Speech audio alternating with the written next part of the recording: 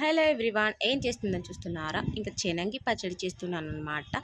ఎప్పుడు గోంగూర, కొత్తిమీర, పుదీనా, టమాటా పచ్చడే కాకుండా అప్పుడప్పుడు ఇలా కూడా చేయాలన్నమాట. ఇది మన జనరేషన్ పచ్చడి కాదండి, మన అమ్మమ్మల నానమ్మల నాటి జనరేషన్ పచ్చడి అనమాట.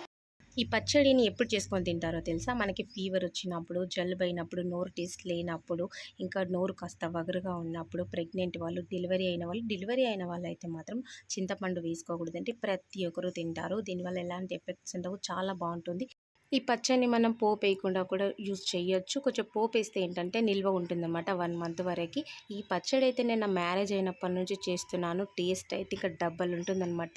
ఇడ్లీ, దోశ, రైస్, చపాతీలకైతే చాలా బాగుంటుంది.